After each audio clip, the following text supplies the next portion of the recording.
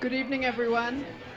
We're about to we're about to present a really special artist. So please come and take seats and gather around. We're delighted to present a most amazing multi-hyphenate artist, Amir Suleiman. We're so glad he's with us here.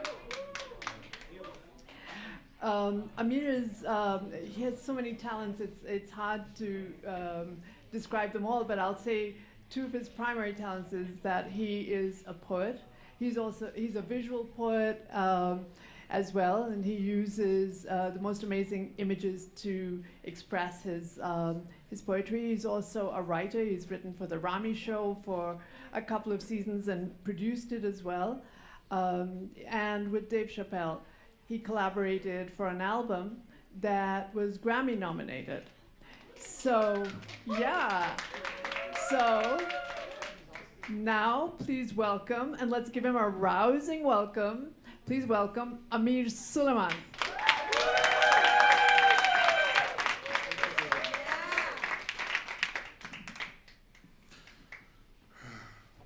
Assalamu alaikum, how are you? It's very nice to see you. I'm really grateful and honored to spend this whole weekend with you. I mean, this moment now that we're doing this thing, but in general this weekend. And I want to thank the Muslim House and Doris Duke and MPAC for really, something amazing, really.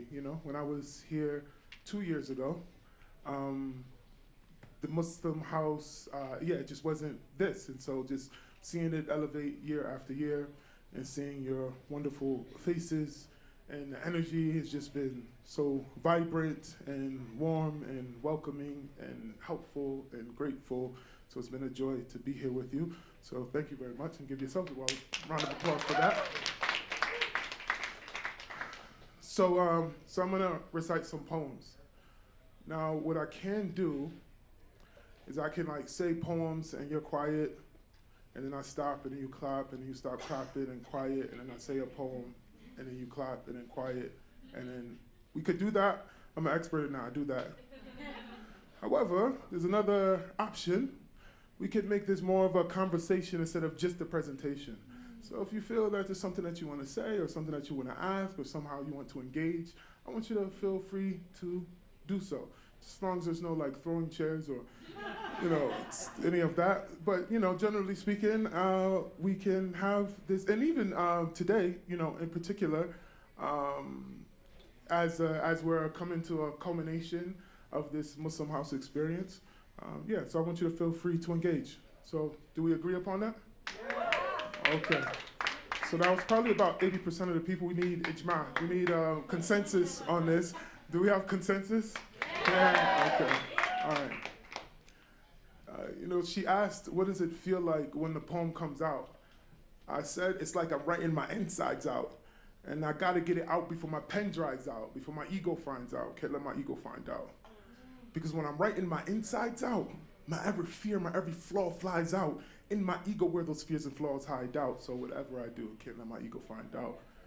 And if I couldn't write my insides out, I don't know, I'd probably blow my bloody mind out. Instead, I write and recite to bloom your third eye out. She said, oh, that's what danger, Dead Man Walking's all about. I said, yeah. She said, well, I'm glad you took the divine route. And I said, yeah, I took the divine route, but it's only a matter of time before the world finds out this is both heaven and hell coming out of my mouth. And she asked, where is the truth hidden?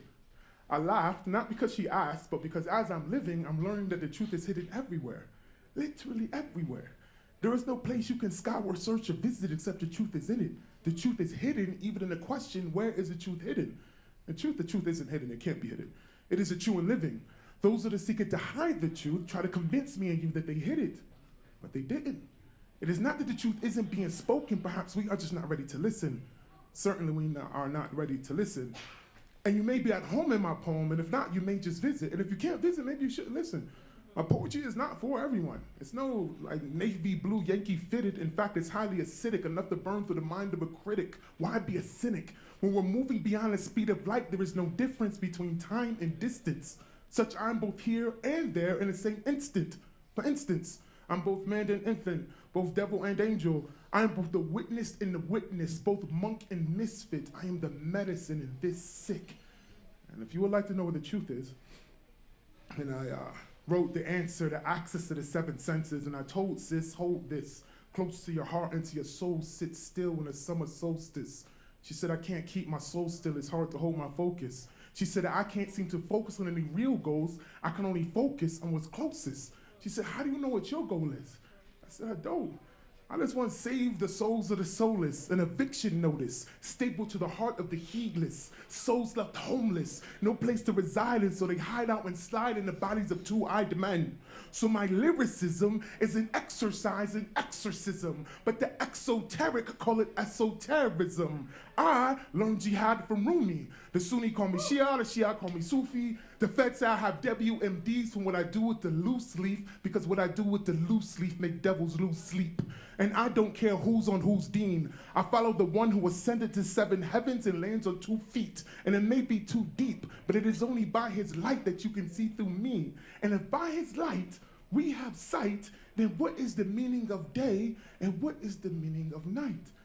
And I would like not to say that I'm living at night, but I'm living very late asr. Innal insana lafi khusr. Rough translation, I'm a loser. I aim to block his light, yet claim to follow his sunnah. The truth is, I wish I could sing, so I could mask the bitter truth with sweet melody, but unfortunately for both you and me, I only know how to speak straight, with direct diction that doesn't allow for mistakes. She said, you speak so whole while the beat breaks. It's so ill, it's so real. I said, it's so real, but I'm so fake. She said, but you sound so sure. I said, that's the point, I'm not sure. I'm barely afloat in the sea without shore. But if you seen what I saw, then you would certainly know that certainty without flaw is often delusion and no certainty at all. And when it is certainly certainty, he may be like a drunken monk, a man so on his square, but looking at any moment he will fall, but he never falls. At that moment, she paused and began to recite Vagabond. I was surprised she nearly memorized my whole poem. She said, if I'm a traveler in this world, then where do I find home? I say, just keep your nose to the grindstone. Tell your mind to never mind the unknown. This is why I rhyme like the spirit of God is in my poem, because in the beginning there was the word, and before that there was the unheard, the unseen. There was nothing past but the present. There was nothing past the past but the present. Just as the moon begins with a crescent, it seems that way, but in that there is the lesson. The whole moon's always present. The whole moon's always present. The whole moon's always present.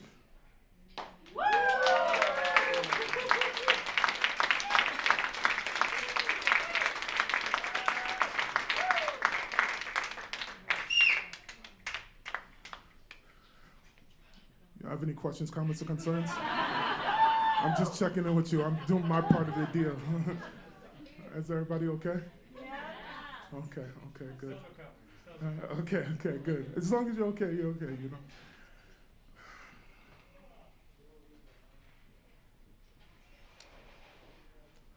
I've yet to learn the secret art of having peace at heart.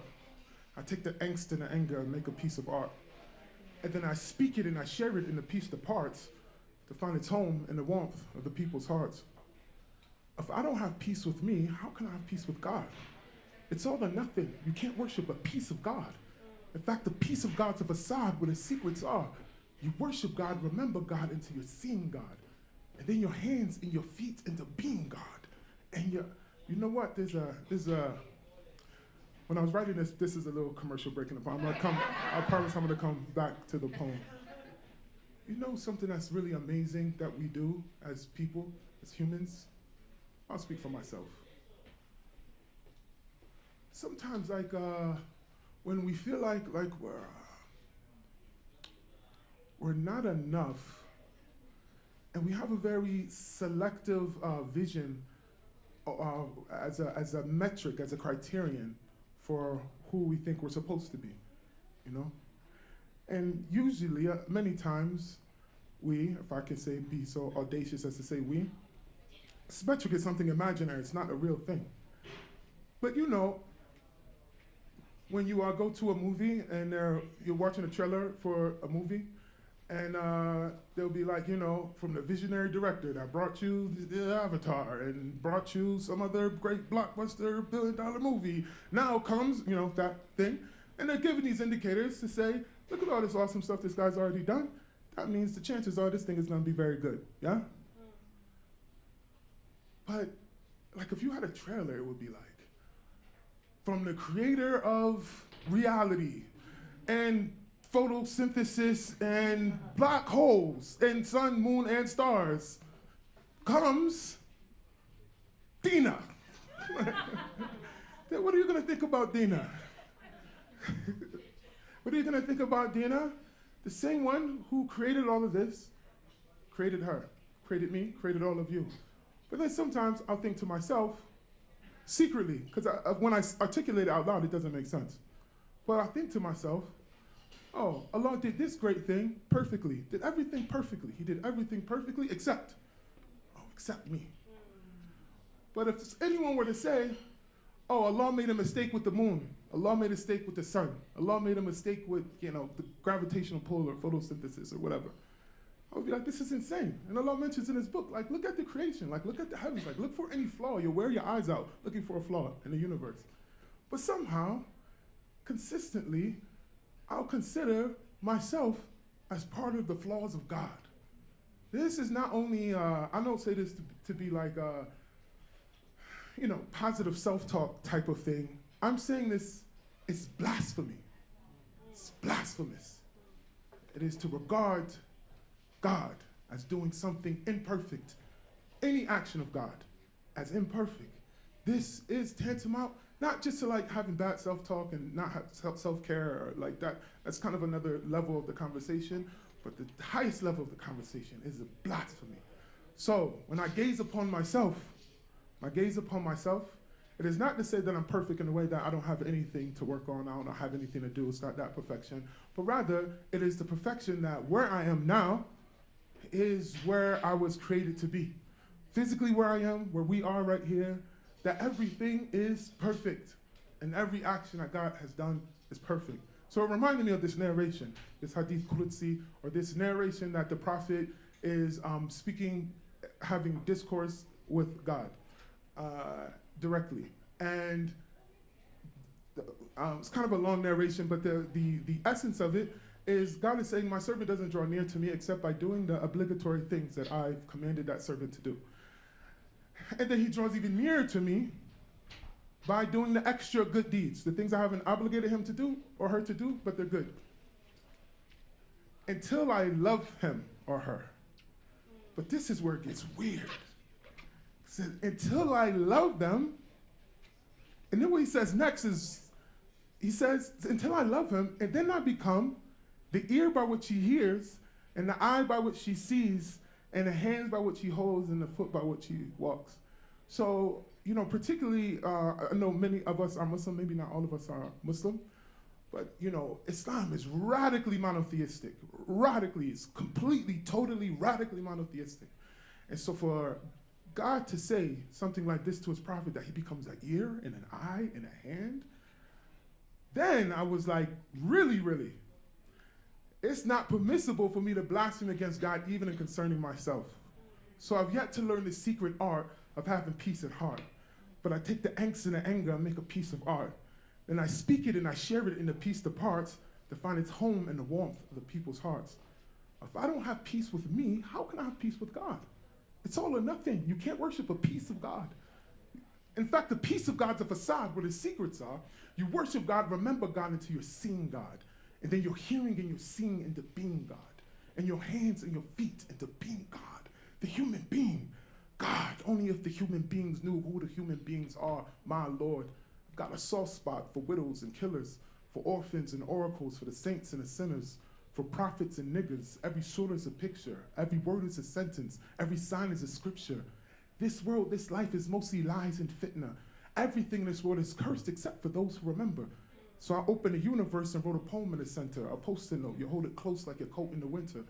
This will make the sky blush and make outer space spasm. Or take the head of a devil, turn his castle to a chasm. A 44 Magnum within my weirdolasm since before Adam and before Adams. ATOM. AD, AM, before BC, AD, AM, PM, Carpe, DM, THEM, Wolf, Dean, where them. Yes, a spirit I could hear, but I couldn't see him. Said, play Madison Square, but I didn't believe him. He said, yo, sell out the garden, straight Adam and Eve him, then kick out the devil just to make you even.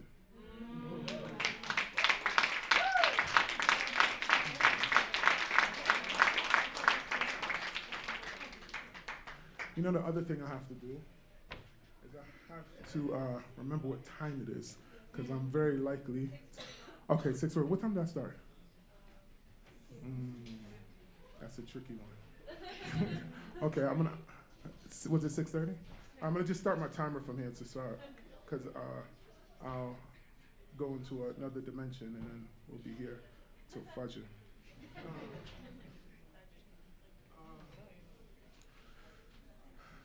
Questions, comments, concerns?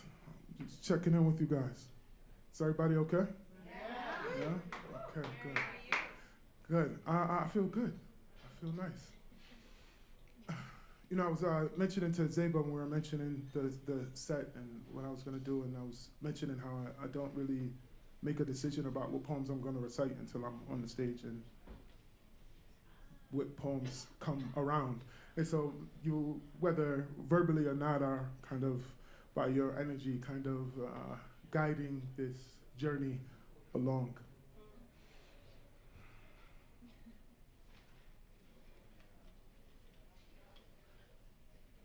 There's no way to clothe what I've laid naked. There's no way to hide the burning sun. I'm nearly unconscious, barely existing. Love is pressing me out of living, out of dying. There's no use in resisting. I used to wonder who would want their heart broken. But now that mine has been split open, I wonder who would want their heart closed, ever? Can you drink from the coconut without striking it? Can you smell the aloes wood without lighting it? There's so much sweetness in violence, so much beauty in breaking. Can you birth without bleeding and crying and screaming and dying? I've been lying, living on the outside of life, bleeding my gums against the coconut shell. Not until I smash my hardened heart against harder rocks that I learn that living is a labor, but dying is an art. But make no mistake, okay, listen, I may do this quite a bit tonight. I can feel it in myself already. I want to say something else. You know, a coconut, I mean, among the fruits, it's kind of a little bit of an ugly fruit. I'm just saying, like, I mean, if you compare it with an orange or a strawberry, I mean, like that hairy coconuts. I mean, it doesn't look like, it doesn't look delicious is what I mean to say. I don't know, I don't want to use, you know, kind of, I don't know if you can have like bad body image for fruits or anything. I don't want to offend anyone, but like, well, my mother's a coconut and I don't, like, anyway, the point is that the coconut, you wouldn't know what was inside the coconut from looking at the coconut. It's like this brown, hairy rock. You would never imagine that inside the coconut, this delicate, sweet flesh and this refreshing water lived inside the coconut. You would never imagine it. And a coconut doesn't have like a zipper or like a button that you punch in and neatly pops open, you know? It requires violence. You have to strike the coconut to get to what the coconut actually is. And even if a person was like, you know, I don't really like coconut, but they've been gnawing on the outside of a coconut and they'll be like, yeah, I tasted the coconut, it was horrible. The texture was bad, it was hard, I chipped my tooth. It's like, oh, you don't know how to engage a coconut. You don't know what a coconut's for. You don't understand what a coconut is. Oftentimes, this is like the heart. And the heart that we think we know, even inside of our own bodies, inside of our own souls, whatever the real spiritual heart is, we think we know. That's until our heart is broken. Then our heart is broken. Then it opens up a whole new world, a whole new way of understanding even your own heart. So like for myself, when I broke my own heart, it was, of course, it's horrible, you know. No, you know, it's a horrible thing. We all dislike it. We all spend most of our time trying to prevent this from happening. So many of our decisions about how we talk, where we go, how we dress, all kinds of things are based around not our hearts not being hurt. And so we're protecting this like delicate vase of a heart, and we're like, I can't let this break, and then you have to like give it to somebody sometimes, and then they're like fumbling around with it, so you take it back, like it don't look like you're really taking care of my heart the way you should, and it might break if I leave it in your hands, and we're constantly in this tug of war of love and wanting to be loved and wanting to love, but not trying to keep our heart whole and not break. And so this like takes up 80% of our conscious and subconscious thought, this affair of love, of wanting to be loved and wanting to love. But so I'm like everyone doing this dance, and then I drop my heart and it breaks. And so two things happen. One, oh my God, my heart broke. This was the one thing I didn't want to happen. But then another thing happened. It was like, okay, that's over. Like now it's broken. Like it's, it's broken. And then additionally, it was all this stuff in my heart that I didn't even know was there. Just as I wouldn't have known what was inside of the coconut without striking it. And it was like a door into a whole new world. It's like I was living in a house for my whole life, and then I found a little door, and I opened it, it's like Narnia, and there's like talking animals and all kind of fairies and stuff. I was like, I didn't even know all this was living in here.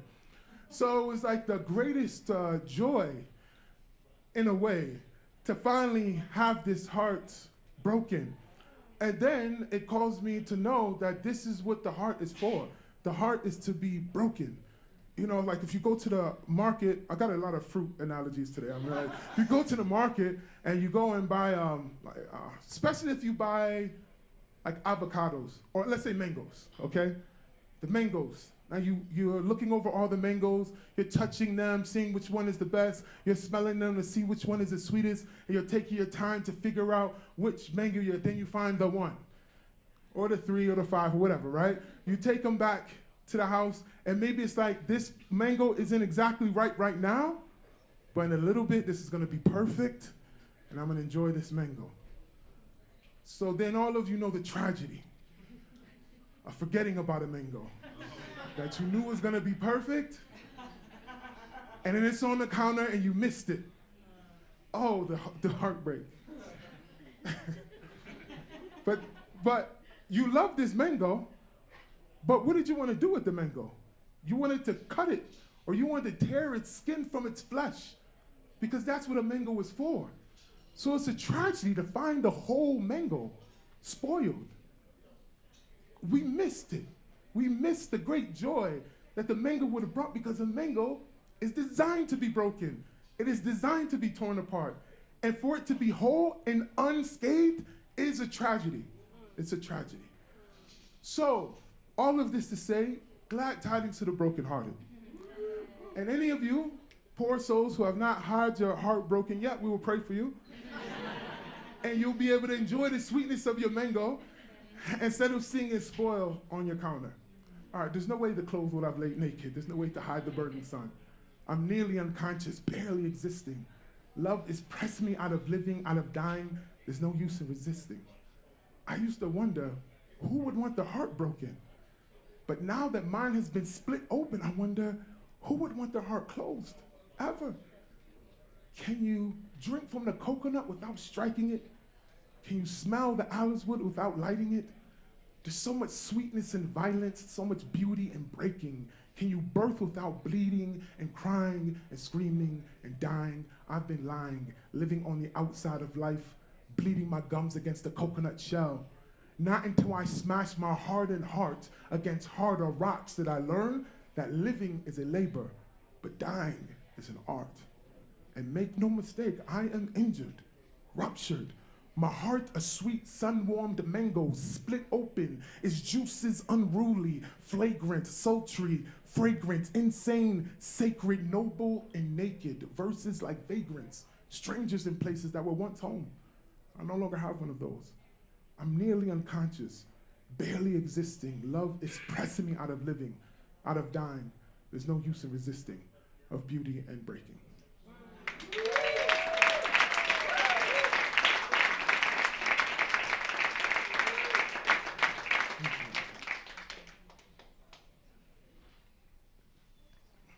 So tell me. Tell me. Any questions, comments, or concerns? We did make an agreement. You know, we did make a deal. I mean, we virtually shook on it, basically. Yeah. Thank you. Thank you. Yes. When's the last time you broke your own heart? Man, there's been so many, because after I broke my heart, then I kind of got addicted to it. You know, there's like, when people get shot, you know, like with a firearm, there's like two different responses. Some people will get shot, and then thereafter they'll be paranoid forever, you know, and because they had this horrible experience. And then there's other people like Tupac or 50 Cent. Like, after he got shot, I was like, well, you know, I got shot, so if that's as bad as it's gonna get, you know, it just made it. So that's how I became with my heart. Part of the consequence, and I'm gonna answer your question, but part of the consequence of that was I was, when it came to me actually writing, actually like what I was saying in the first poem that I was reciting about in my ego where those fears and flaws hide out, so whatever I do can't let my ego find out. Because the ego is the one who's really afraid of the heart being broken, and has built up all these protocols and checklists, and they're like border agents. That's how I experience them. So like, I'll have something in my heart that I want to express, like a poem or maybe just interpersonal conversation, but then it has to get out the border patrol of my ego. And so my ego's like, you want to say what? Like, no, we can't do that. Go back. And so much of writing the poetry is like smuggling the poem out of my heart and into the space without being captured by my ego and it shutting it down. And so, so what it allowed, with the heart open, it was the things that I would write in the depth at which I could access myself in order to compose, deepened, you know, dramatically. And so then I was like, oh man, I should look for any opportunity to break my heart. Like, this is working great, you know? And so, so then it in a real way, and we have this in our tradition, in the Islamic tradition of breaking the nafs and of breaking like the ego self and subjugating the ego self, or moving the ego self from the path, or not being dominated by the ego self. And so those spiritual practices that are in Islam generally, but maybe emphasized very much in the Sufi traditions, that I was taking all of those practices. So like taking those practices seriously in a different kind of way, or with a different level of mindfulness and understanding the reason for them. Sometimes I would do them beforehand just out of obedience, like I know this is what I'm supposed to do, which I think is good. That's a good place to start. But then once I started to access more, even in the affair of my own heart, it allowed me to do it with a level of mindfulness and a level of courage that I didn't have access to before. And so if I had to think about the last time I broke my heart, just like little breaks and then there's big breaks. So little breaks are happening every day. Little breaks happen like in each prayer, you know, like a little break. When I say little, just meaning I microdose heartbreaks, you know what I'm saying? And eat salat, because, you know, you're standing in prayer and suddenly you're conscious of some distance between you and the divine, you know? And just in my selfhood, that I'm thinking like, I'm someone, this person next to me is someone else, this person next to me is someone else, this place is something, and so and all of that is like, oh, I've allowed distance, I've forgotten, you know?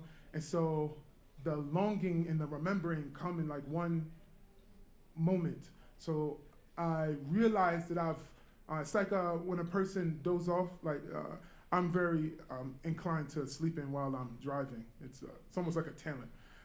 So I have to be very conscious, right? But you never know when you've fallen asleep until you've woken up. It's not like you know you're falling asleep when you're falling asleep. Like you're on the road, and then like, oh my God, I fell asleep, right? And So that's what like the prayer. It's like, oh, I've dozed off. I think that I'm something and someone, and these people are other people and other ones, and there's some distance or between myself and the divine, and so on. And so that's like a heartbreak and a homecoming in one state of being. And so, but that's, good, healthy, heartbreaking, and the heart should, and the ego should have to, sit down or take a back seat and surrender itself, to the divine presence. And then the other thing is I fall in love with women all the time, and then those are the different kinds of heartbreaks, which are way messier, unruly, and not nearly as Sufi and stuff. Just a mess. Because I love women and I can't. Yeah, I'm trying to. It's just a mess, bro. You know what I mean? So there's those as well, and that makes for great poetry too. Yeah. So anyway, the only way to really have these heartbreaks is you have to really love. You have to care. And sometimes we protect ourselves from the heartbreak by not caring or trying to remove ourselves from caring.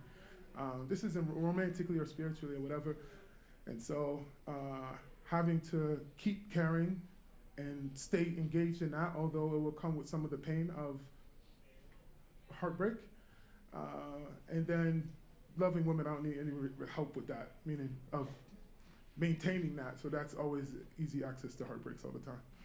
Yeah. Thank you for your question.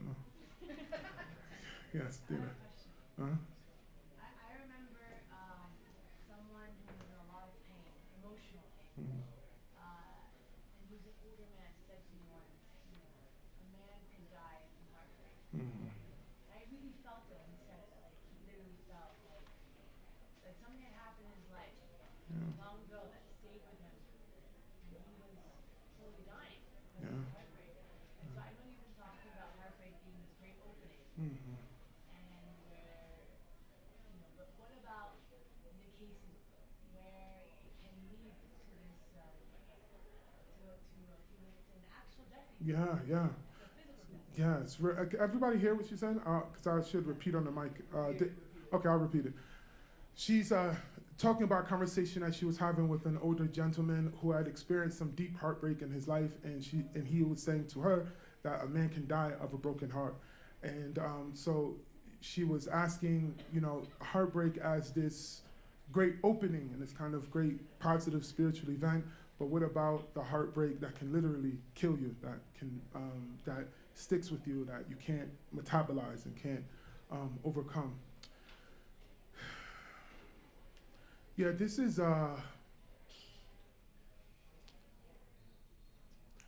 challenging, just because what I want to say, I hope is received the way that I mean it, but that, yeah, we're all gonna die that way, All deaths are a broken heart, either a heart that is broken or just worn out or worn down, or that it's been given whatever amount of time that it has, and then it returns to its Lord. And if I mention, like what I was mentioning in the last poem, I'm saying, make no mistake, I'm injured, ruptured, my heart is sweet somewhere. It's to say, like this, I know this sounds like Sufi and like sweet and like, but I was like make no mistake, I'm injured, like I'm in pain, my heart's ruptured. This is, and there's real physical, psychological, cultural consequences, because sometimes the people are broken, I was just actually talking about this just before I got on stage. As African American people who have been torn from themselves, who have been basically dismembered, such that we don't really have a history beyond, or preceding slavery. I'm saying this because some people say, we didn't start as slaves, and that's true, of course. But what I mean is, I can't say I'm from this tribe or from this country or things like that. And this breaking, this shattering, this tearing, this dismembering have has caused us to reassemble ourselves, to remember ourselves, to bring what was dismembered back together, to remember ourselves, and to create something. And now that Black American people are a people, but we have to like make it out of torture, you know, and emptiness, and the void. You know, like in Islam and in Islamic law, we have like the maqasid of being a human being, like the things that make a human human, the things that are sacred about a human. And I don't know if I can remember all of them, but it's like the intellect of a human being is sacred. So this is why like intoxication is not permissible, that the property of a person is sacred, so theft is impermissible. The lineage of a person is sacred, the religion of a person is sacred, and there's one more, but I can't remember. The point is that all of these things, as if they were reading it in a book, they were moved from our people. So like you can't read, you can't feed your intellect, you can't practice your religion, you can't speak your language, you can't know your lineage, you can't, you know, all of the things. So we were like a dismembered, in an attempt to dehumanize us. So we're gonna cut off all the things that make a human human to dehumanize us. But an odd thing happened that, you know, like a person, they lose their sight and their hearing gets stronger. So we lost all of these members of ourselves, but instead of it making us subhuman as they intended, it made us like superhuman. So now, as an example, Black American people speak to humanity in a way that others can't because of the heartbreak that we experience. So for example, if we say music, for example, Black Americans make music that's everywhere. And every generation, rock and roll, blues, gospel, hip hop, all of this music, for most people, for most peoples around the earth, most people don't have one music that is like just agreed upon by all the human beings. That you go in any country and you find that music popular among the people. And then to do it every generation, sometimes 2 times in a generation, it's not, there's no tribe, there's no people that have produced music that will be on the radio in Sydney, Australia, in Berlin, in San Francisco, in Johannesburg, and you know. And so, because there's something that we had to do out of being broken in order to maintain our humanity, and then we became like extra human, extra, you know, even like the trope that we have in Hollywood of the magical Negro. Like there's always this Black woman or this Black man who has this like wisdom and insight into the human condition or something. It's a kind of a trope, but in truth, that's kind of who we are to America. We're like the moral conscience of America, and this is why we excel in some things in America, and also why America can't look at us, because we're a conscience that they would like to forget. No, this is a very long explanation, but the point is that sometimes like real heartbreak, real harm, real trauma, real breaking, not just, you know, spiritual Sufi talk, but still in that real violence, in that real breaking, there is a beauty there for those people. We find this among, you know, and especially over the last year, the Palestinian people. How many people, just gazing upon them, they knew God? How many people looked at those people and said, La ilaha illallah, just from looking at them? They don't have any Muslim friends. They haven't read the Quran. They haven't studied anything. They saw some woman saying, Hasbunallah ni'mal wakil, with a family under rubble saying, Alhamdulillah. They said, these are the people of God, and I want to be like them. What is it? Now, is that possible without the breaking? And I know I'm mindful because, you know, what I'm saying can be kind of politicized in a way, but this isn't, I'm not having a political discourse, you know? I'm just saying about the realities of what happens, not like, oh, this should have happened, or, oh, God made this happen, so therefore it's good type of thing. But in reality, la hawla wa la quwwata illa billah, that there's no power or might or ability for anyone to do anything. Our allies are our enemies to do anything except by God. So whatever God has done, what is the beauty that is going to be brought forth, like the Black American people, like the Palestinian people, and like as individuals. My mother dies, my daughter dies, I lose my job, I go through a divorce, I go, whatever the trauma is, it's real bad things. But in it, there's always beauty. In it, there's always something good. And to train the eye and the heart to look for that and to see that, that is the difference for myself, where I find between where my heart is broken and there's where I can drink from the coconut, or when my heart is broken and it's just empty dust because I'm displeased with God. Then I don't find any of the sweetness because my eye and my heart is not trained to see it. But when I'm remembering God and I'm aware that God is a witness and that God is the doer, then I can always find beauty and something good for myself and for others. You know? Yeah. Yes. Thank you for your question. And any questions, comments, or concerns? Just checking in with you guys. Everybody's okay? We're all in it together, huh? We're in it together. Everybody that's supposed to be here is destined to be here.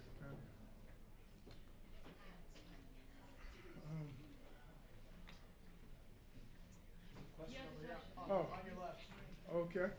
Yes. Maybe you could shed some insights to everyone here on how you use alignment with spirituality with your creative act. Yeah. He was asking about like spirituality, my spiritual experience and my creative experience, and how do they like influence each other, or how to pull my spirituality into my creativity. For myself, they've always been one and the same. It will be a bigger labor to try to separate them, for me to like have my spiritual life and spiritual experience and then have my creative experience. So for me, it's always been one and the same.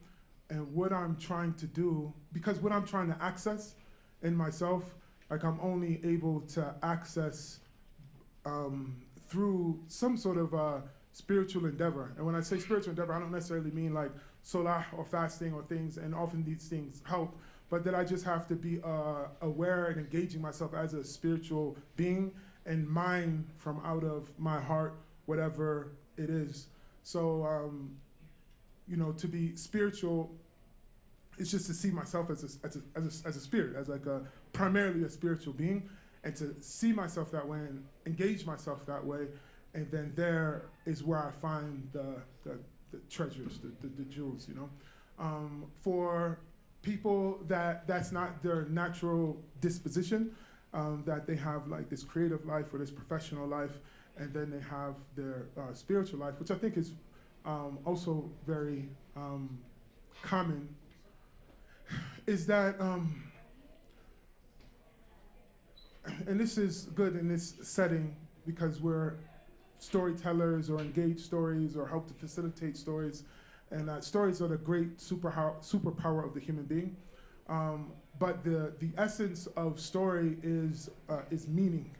So when, for example, in a story, and this goes to your question, Dina, and we see people go through some horrible things in a film, and that's for the main character to demonstrate some virtue, to be courageous.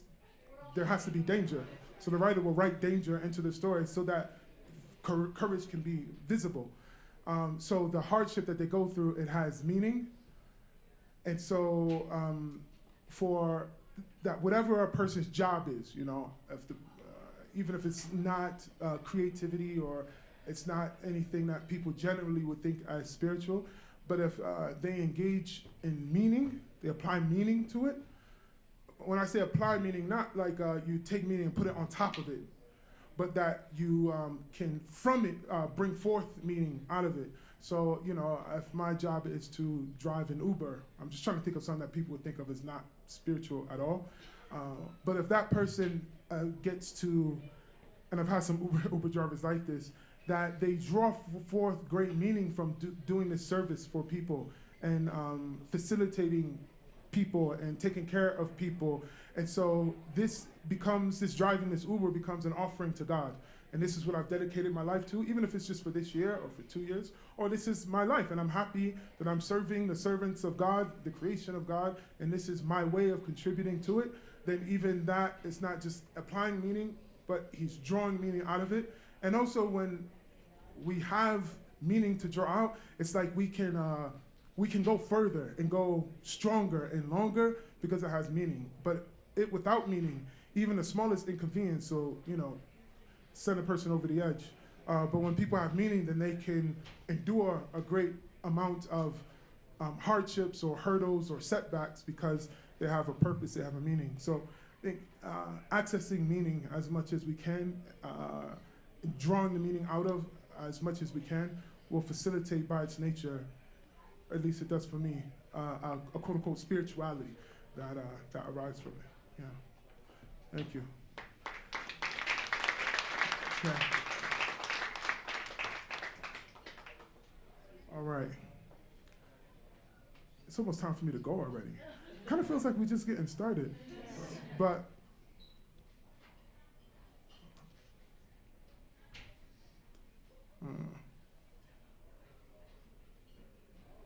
you will be someone's ancestor. Act accordingly. Counting our blessings, counting our losses, lost in the memories of lost kin. We all would like to live a long life, but the longer we live, the more often we'll have to see our loved ones lay in their coffins.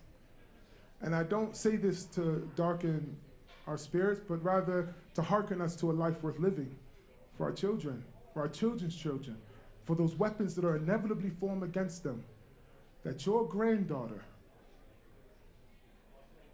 will whisper through gritted teeth, I am the granddaughter of so-and-so, therefore I cannot fail. You will be someone's ancestor. Act accordingly. So when your grandson is on the battlefield of life, surrounded by his enemies, he will raise his weapon over his raised head, and his raised voice will exclaim, I am the grandson of so-and-so. And that will be an inspiration for those with him and a warning for those who stand against him. You will be someone's ancestor. Act accordingly. And give fear no space, give fear no option. Fear is not fitting for a woman of God. It's not fitting for a man of God. And why be afraid? The angel of death has already mounted his swift steed and is traveling at speed for your throat. You will be someone's ancestor. Act accordingly.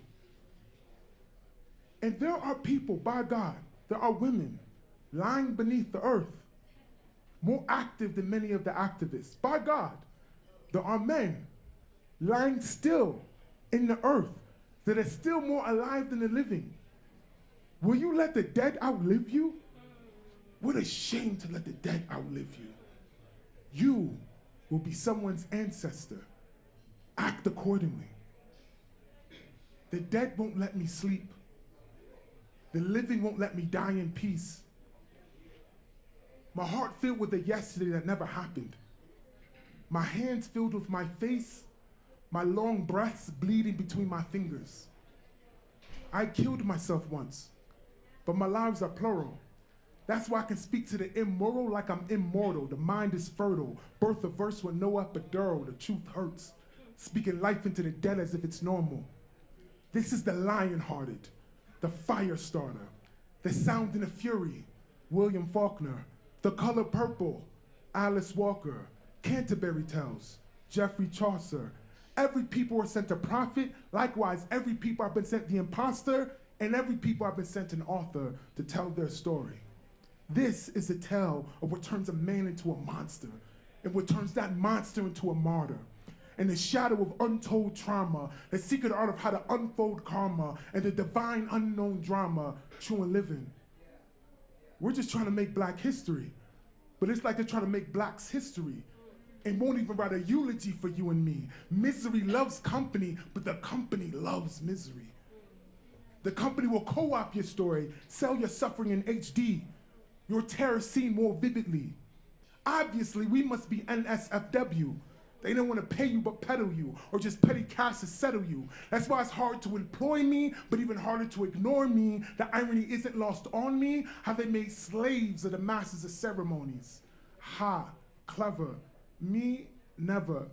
They like their bitches spayed, niggas neutered, Nigga babies carefully tutored to be foolish yet ruthless, to eat garbage and drink sewage, until even saying African American sound like a nigga Judas. The American dream is a love song gone wrong, a fantasy long gone. But if you knew this and still want to be a slave, then you're stupid and useless. I'm gonna tell you straight.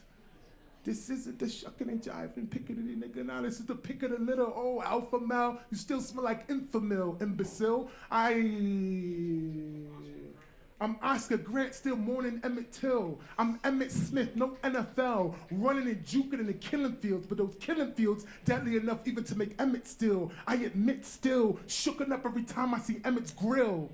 Until my molars spark and I taste battery acid. And maybe that's too drastic. Maybe I'm overreacting. Maybe seeing dead babies shouldn't faze me, but it does. It does, it does, it does, it does, it does. Are we not flesh and bones? Are we not minds and souls, the eyes either blind or closed, as if we don't see, as if we don't know? They'd kill me. Like it's no biggie, no diddy. While we arguing over who the king of New York City, they emasculate the greats, buy Black Panther, Hello Kitty, or slowly assassinate the greats, goodbye Whitney. You can see the future if you learn history. I'm speaking to you straight and right, they'll have you leaning left like 450. Whether wealth, weed, the women have you chasing dimes, wasting time. Like,